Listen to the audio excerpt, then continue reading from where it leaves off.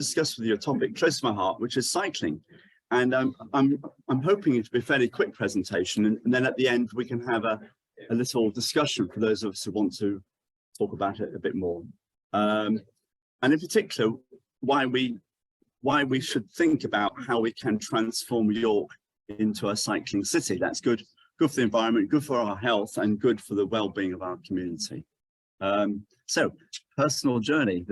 So I think I'll start with my personal journey in cycling. Started cycling when I was a student in London, and even then it was the fastest and most convenient way to get around. And so moving up here, it seemed natural to continue cycling as much as possible as a cycling GP. I remember one particularly hot day, and I was seeing a patient at home on my bicycle, and when I got there, my hair stood quite clearly to this day, and I was pouring with sweat. I treated the patient, and I thought that was the end of the matter. But 2 weeks later, she came to see me in the surgery, saying that she was so pleased to be seeing me, but she was adamant that she never wanted to see that doctor again with the very strange hair. And I was able to reassure her, and I would make personally, she would never see me again. John Evans, my partner at work, who's here today, also used to cycle a lot around the practice, and it tells me how he was in Town Hall one day when a van pulled up alongside him on his bicycle. A young child wound the window down of the van and targeted John with a high-powered water rifle at point-blank range. I think it left its mark on John to this day, and I think also led to a new definition of road rage. But one thing's for sure, we could always guarantee how long it would take to get anywhere around York, unlike going by car, which has become increasingly unreliable for transport and parking. Right, let's see if this works now. Oh, that's right. So this is it. Why is cycling reducing in London, in York? This is taken in London, sorry. It's a kind of mass protest. And cycling has fallen actually by 29% in York since 2014. But that hides, I think, some sharper falls within the city. So on Rawcliffe Bridge, cycle traffic's fallen by 50%. And with increased traffic, sadly, many cycle routes are simply becoming less and less safe for cyclists, but also pedestrians as well, especially if they're not completely separate cycle paths to cut down on collisions. 2019, there were 13 cyclists killed on Yorkshire roads, with 3 being killed in York. Add to that pollution exposure, lack of changing facilities, etc. And you can see why cycling is becoming less popular. And yet, we can make York better for people and the environment, and at the same time help with social inequality by making mobility more equitable, more inclusive, by making cycling a genuine for all people.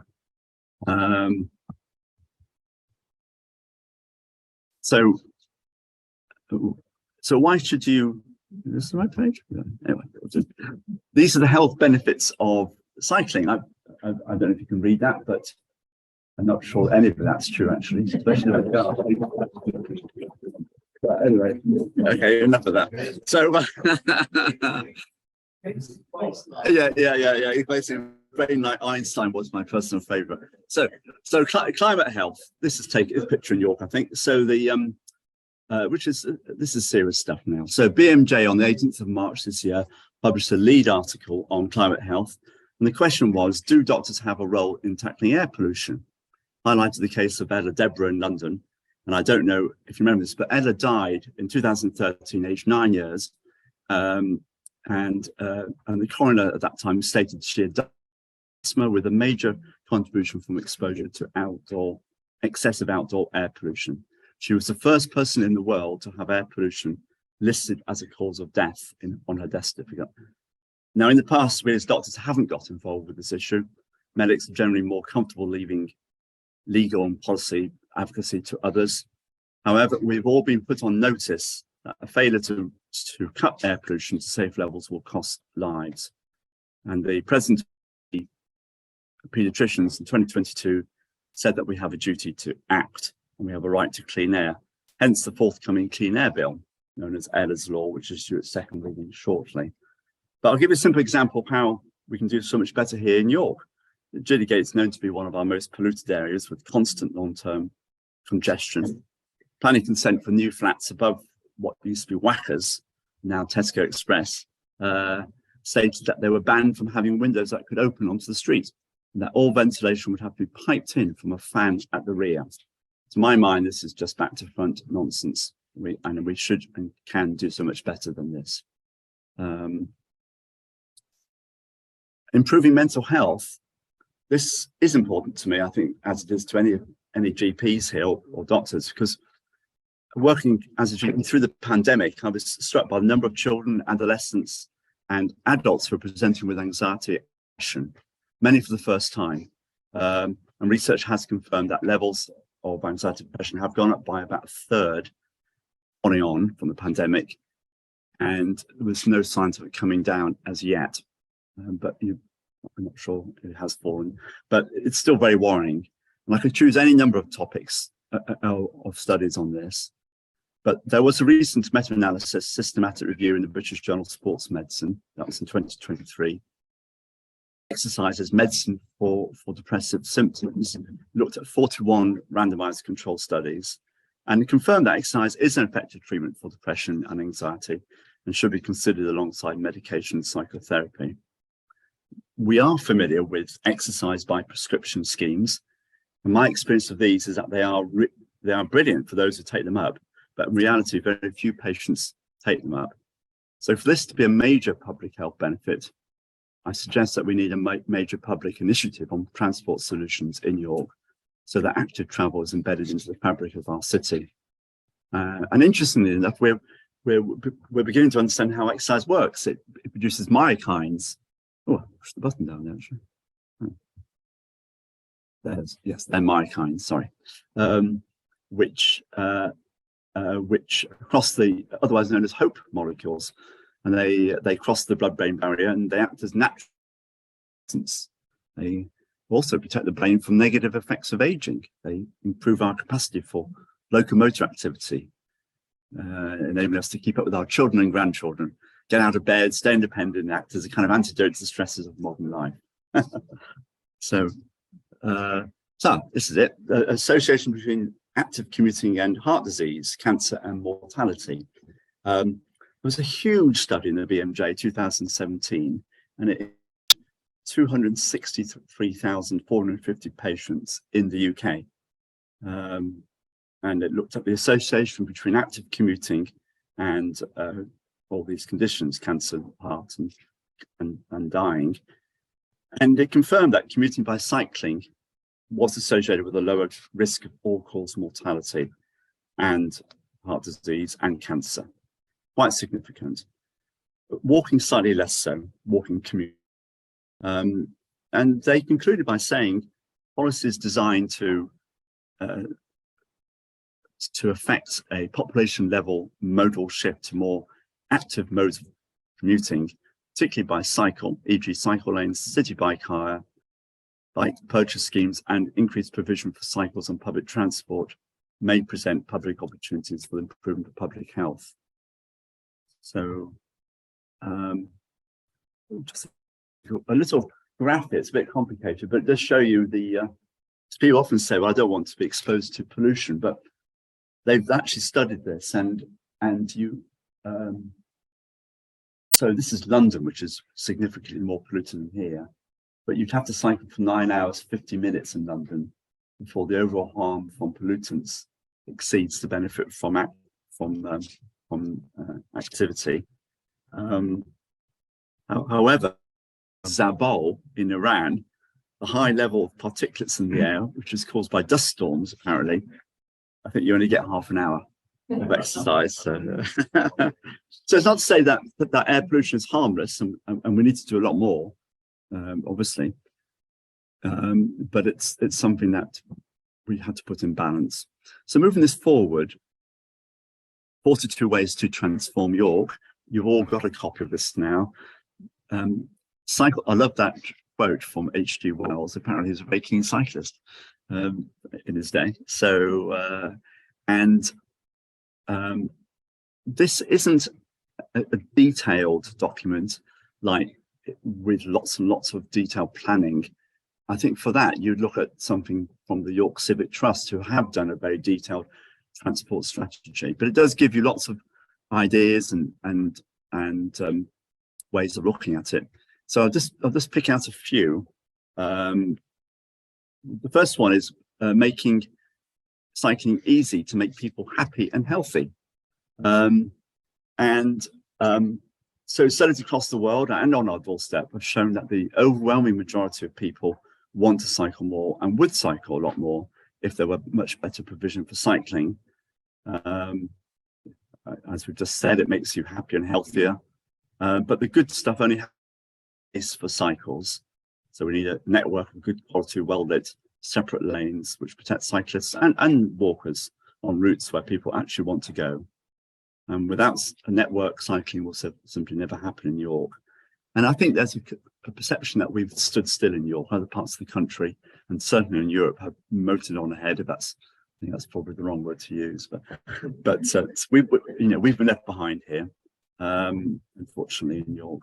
And there's a misconception that improvements would only be for people who already cycle, but this takes no account of people who would love to cycle but don't, because they don't feel safe or convenient or accessible.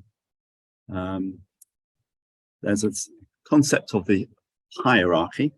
Put your money where your hierarchy is, and this is, I think, a national strategy with pedestrians, mobility people with mobility problems, and cyclists at the top, and cars at the bottom. And it's actually in York's local transport plan, but we're not following it.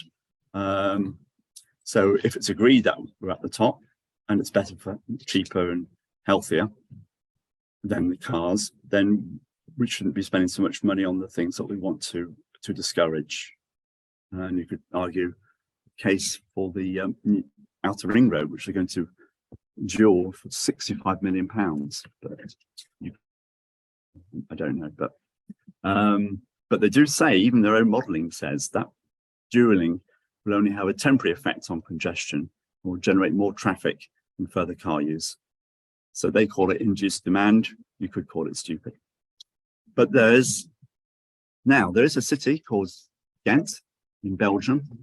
That's why we use the phrase Ghentify. And it's a similar sized city to York. And in 2017, they implemented a bold, controversial circulation plan, banning cars from the city centre, limiting vehicle movements.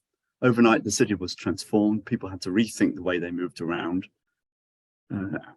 Within 3 years, traffic accidents have fallen by a third, number of cars had dropped by 1/3, cycling had increased by 60%, and air quality had improved.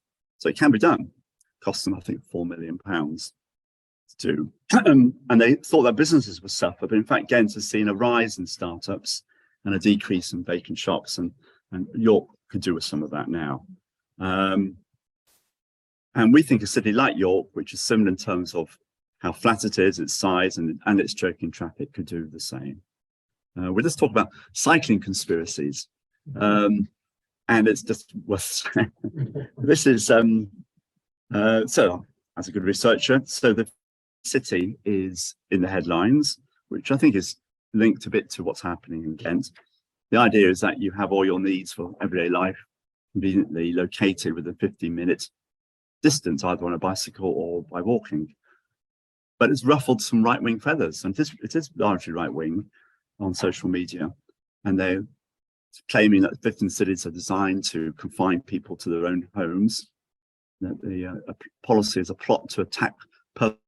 So, and what there is there is a balance between freedom of the car versus freedom for people to walk or cycle. So there is that tension, but it's not an attack on personal freedom.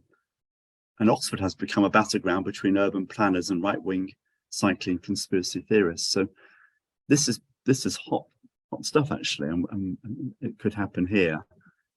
And transport policy is controversial, and the future transport strategy, transport choices for everyone. We need to build consensus. We advocate a collaborative approach involving residents, businesses, and civil society. The council needs to be bold if it is to achieve its carbon targets, and then to ensure that York remains an attractive and vibrant place to live, work, and visit, and to celebrate its heritage. So how can we actually help here? And I think, and there are some things we can do. We can understand the benefits of exercise. We've talked about that. We can talk to everyone, to ourselves, to our family, friends, and so on, patients. We can get campaigning, and we'll come on to that in a minute. We can get political, and we can talk about the council, how that's changed. You can get on your bike. And there are a few things we could do, which I'll just run past you, but I'm hoping as part of tonight, we'll have a little discussion and people will have their own ideas. It's not just about me standing up here as an expert, and far from it. So there is a website called actionforcleanair.org.uk that tells you about air pollution. That's very good. York Civic Trust are very active in this field, and they've issued a comprehensive transport plan, which is much more detailed in 42 ways, encompassing walking as well. The only problem is it's not York City's Council's transport plan. We're still waiting for that. There's something called greener practice, and I'm hoping, Romina, you'll be able to say a few words about that tonight, at some stage, this evening, and just talk about that and how, and that links in with another organisation which is allied to greener practice called Ride for Their Lives. It's medical, it's for medics and allied professionals, and they're an international grouping, and they have quite a few people in this country, and it's usually about local people coming up with local ideas for local events. So they might, so for instance, you might, there was a 3-day ride in London in May 23 to support the ultra low emission expansion. There's one that's already taken place in Newcastle, and it's usually people getting together talking about how they can get involved with the climate crisis that we're facing, how they can get involved with active travel and air pollution and all the things we've been talking about tonight. And I just thought as a society we could maybe look at something like that, but that's something for discussion.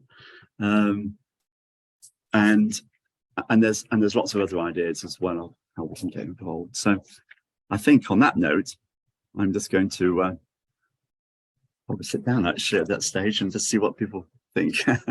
but maybe we could, Sue, would you like to just take the questions on it?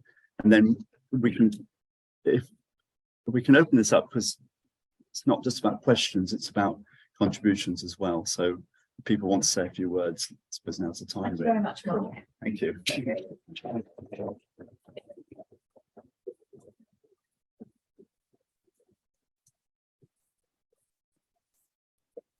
There's a brief 10 questions, but also comments. So Thank you very much, Mark. I actually cycled here tonight. I was doing myself. Okay. I was from 40 miles today. So but my daughter actually, for credit, she cycled to Hacksby tonight, albeit to buy a ready meal. So maybe a mixed up message there. Okay. I wouldn't take it to McDonald's. No, the question I've got is about, I think York is a perfect city for cycling, isn't it? I've been to some other cities and it's got the flatness, it's got the size. I was wondering what you thought about the electronic bikes and electronic scooters. In particular, I've got certain views on it myself, but electronic scooters is a good idea for the city for pollution and congestion. And my personal view is, why they not just have bikes like Boris bikes type thing in the city rather than scooters that use no energy at all but can knock people over? But that was my personal view. So yes, well, I haven't got a. I suppose they're not particularly good for active travel.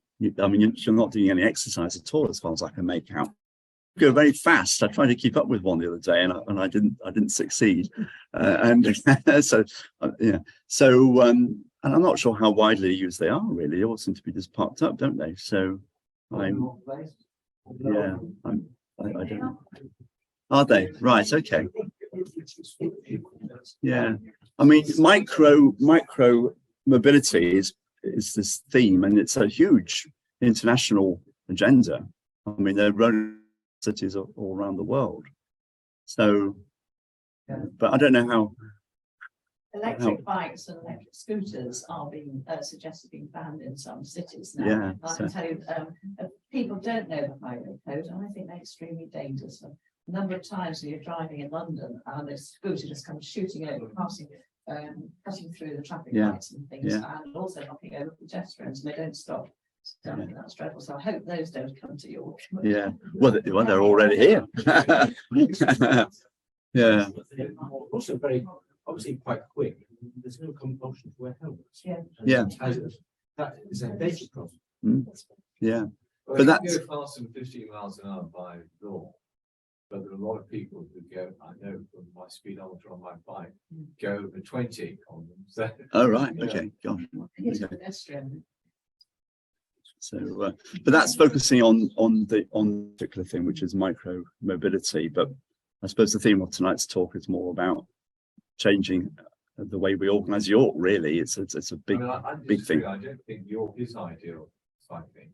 I've cycled it for 40 years. It's become progressively more dangerous. Yeah, I agree with that. And it's the mixed messages by putting cycle tracks on pavements encourages people to cycle on any pavement. They don't understand. You know? They get on their bike every now and then, get put onto a pavement, they see then they get on it as well. And the roads are so narrow in York because of the nature of York's design being medieval. It means that it's not like being in the Netherlands or Belgium, where you have actually barriers between you, the cyclist, and the cars. There's no barrier. I'm sure friends of mine have had the same thing. I've been knocked off 3 times over the past 40 years by people in York just cycling along at 4 or 5 miles an hour. But it doesn't take much to have an injury as you get older, so I'm being more cautious. Yeah. So I think what you're saying is also reflected in the cycling figures out there. So the figures are that, and correct me if I'm wrong, Lizzie, but I think the car traffic in York has gone up by 20 to 30%, and the cycling has gone down by 30%, and walking has gone down as well. So something very and good. and the traffic is only going to get busier. York's population is forecast to grow by 20-30% in short order, and it's just going to grind to a halt. If I could come in, you mentioned the council's pollution targets in CO2. To achieve them, they need to reduce car use by 20%. Yes, and the last administration has done nothing. Everything just stopped. Birmingham is doing this, Leeds is doing this, Sheffield is doing it, Nottingham is doing it. We're not. And the major issue with making cycling safe in this city is that nothing has been done to enable it. No, it hasn't. I agree. It's gone backwards, really. Sarah, in the 90s, a lot of work was done, but not now. Isn't it? Question? Thank you. I think the council have tried in the past to get I'm just thinking London Bridge, they had a scheme, and then due to gridlock, they had to reverse it. The same happened in Clifton Green. I think car still rules the road, and you can't have traffic down back between Pockleton Road and Clifton because the cars can't get through. The traffic light situation, it's impacted. So when it is in the way it's currently organised, and that's what we're saying, really. That if you look at how they've done it in Ghent, they've just done it completely differently. But I think the problem with York is we haven't got enough bridges over the river, and this is what so the traffic is concentrated on about 4 routes. Yeah. I don't know how you overcome that. Sarah. So I would support that. Actually, my husband sort of headed up the legacy from the Tour de France, and after that, there was a real increase in cycling in York when they really looked at the infrastructure. They tried to make more cycle paths, and in fairness, there are some very good cycle paths that do go through town. But exactly what you said, they actually did make Clifton Green that there was a dedicated cycle lane, but it caused so much gridlock, they had to reverse it because there was, as you said, traffic backed up. There are moves to sort of do other things. Unfortunately, my husband doesn't work in that area, although he's very passionate about it still, because we cycle as a family, so we're very aware of, what the obstacles, and I do agree with, hopefully, but it's not as easy as it seems. They are looking to pedestrianise and make the city centre cycle. But a lot of the roads like Gillygate are really quite narrow, so to make a dedicated cycle lane, it has a huge impact on the sort of traffic flow around the whole city. So it's not. But you may have actually said something there, because when you talk about traffic flow, the fact is, with increased traffic that's coming our way, it's not going to flow. It simply isn't going to flow. It's going to, as we had a taste of that with the hospital, just completely ground to a halt. And that's happening, but that's going to happen whether we like it or not.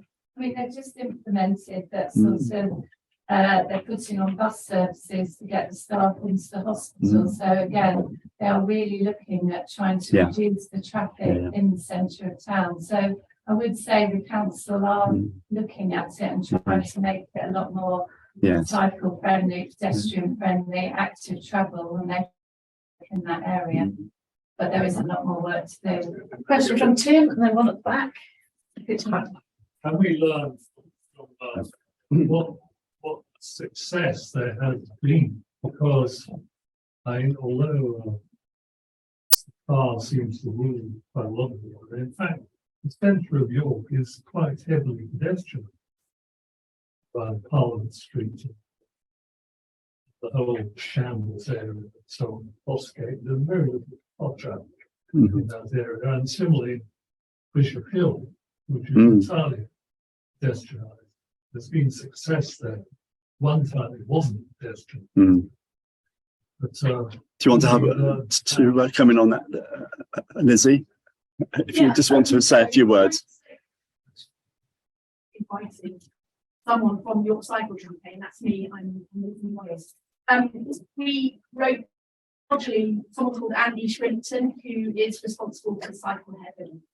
If you have a bike, you may well have used his shop or his facilities. He wrote this not as a kind of how to do it, but as a document to promote discussion, which is great. That's what's happening tonight. So that's really good.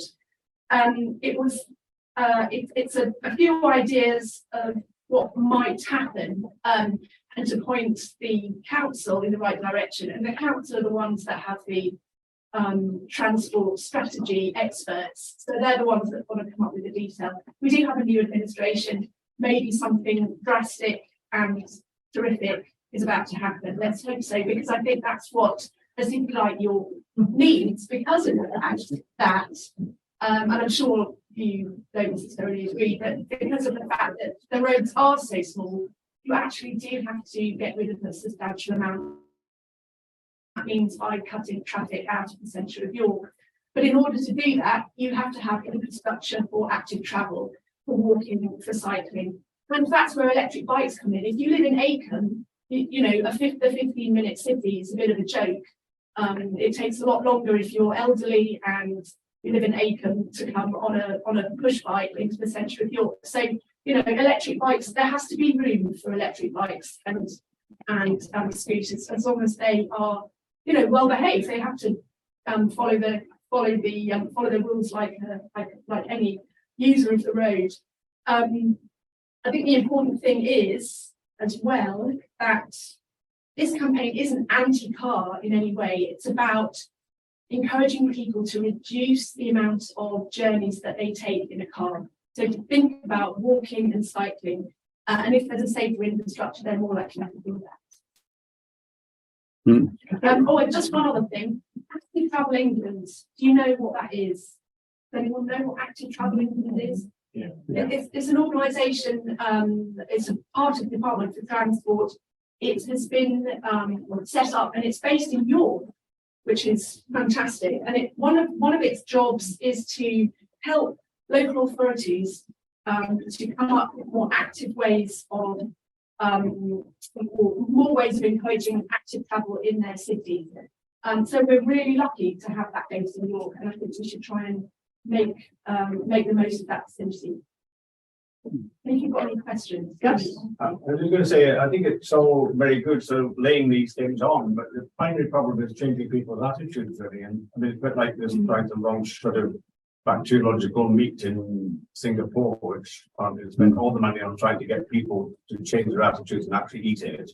It's the same thing in York as well. That people's attitudes need to change. I mean, the bus to the hospital, which went from our park and ride, basically hardly anyone went on it.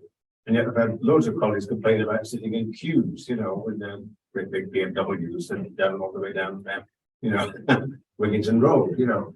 And all they needed to do was park the car at the park around, so a 10-minute journey in. I've done it several times myself.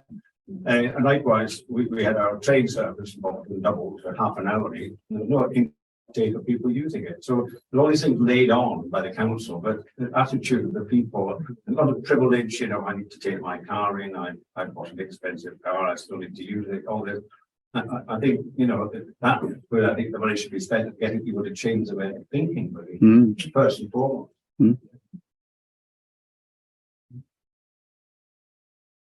I think it's a bit chicken and egg, isn't it? That the people who are causing the high density of traffic are also the people who, if they cycled, there wouldn't be the high density of traffic. And the two things I'm thinking of are the school run, and perhaps even less so work, because a lot more people work from home now. But to try and convince parents that it would be safer for their children to cycle to school, and I'm not even sure it would be, actually, because of course you hear about these terrible accidents and so on. It's difficult to convince a child to wear a crash helmet, for instance. That's, you're talking about helmets not being mandatory on scooters, they're not mandatory for cyclists either. No. And that might be a good idea, I think. But I do think if we can start young and get people cycling to school, then those that continue to live in York, and probably quite a large population still do, then they'll probably cycle to work, for instance. But changing that mindset must be so difficult. This is tricky. So I'm just going to ask Romina to say a few words now and introduce herself as well. Because I think It's hard. I'm really interested to hear Lizzie's words as well. So I'm Romina, I'm a GP Scotland, and I'm also in the Care Sustainability League. So I have a real interest in the field, and it was really lovely that this talk was going on. And I've done some work with Will as well on sustainability in York, and this is what you were saying about improving people's mindsets. And we've got to create this sort of tide of people changing up their attitude towards going towards net zero. And the Greener Practices movement was set up in Sheffield by a couple of GPs from the pub one evening. And then they realised it was really important and perfectly possible to provide really good quality health whilst also looking after the planet as well. And so they've got four main principles, which are prevention, patient empowerment, lower carbon alternatives, and leaner pathways. And that would be obvious one of the lower carbon alternatives, the immense amount of prescribing that we do, particularly in primary care. And active transport is the next biggest carbon footprint contributor in the whole of the NHS after pharmaceuticals. So it's a massive, I sort of would echo everything that's been said already about some of the barriers that we have here in York. As a GP, cycling it's very different depending on where you work. There is good infrastructure in maybe in the city centre and more rural practices. It's a little bit more tricky if we've got a large patch, but it's so good for health. And I think I'd be interested to know what the evidence is for helmets in terms of whether that should be. Thinking is changing about it would just be better to get people on bikes rather than worrying about those sort of safety aspects. But certainly it's something that we're really trying to push the change in mindset. And I do think there are lots of other smaller things that we are currently trying to do that all feeds into the same sort of the greener shift. And I think when we want people to make big changes, like, you know, maybe thinking about switching one of their many cars to a bike or a cargo bike, I think small things will really help with that, small visible things. So we're running lots of projects in primary care at the moment. We've got this pack recycling project running across the Bay of York. So there are 22 boxes currently in various practices where you can take your empty blister packs. It's a really visible project. The carbon footprint won't be as significant as, you know, if we divest it from fossil fuel. I'm pretending that it will be, but it's so tangible. It affects literally everybody. We all have paracetamol in our kitchen cupboards, and you know, many of them taking prescribed medicines as well. So and it's something that people are asking for. And I think if we can sort of galvanise you know, a movement by making some simple changes or quick wins, I think some of these larger things like switch their pension, or, you know, encouraging people where they're able to panels, or you know, other big changes, I think those things will come. But we need a movement of people, and we need to encourage people that this is the right way to go, and actually you know, there are huge health benefits to be had. And so if we have to chat to anybody afterwards, if you've got any questions, thank you very much. Thank you. Well, I'd like to propose a thanks to Mark for yesterday's talk, stimulating a few, making a few of us feel a bit guilty when they're not on our bikes. It has stimulated some conversation, and everyone has a problem driving around York or cycling around York probably. But thank you very much for that.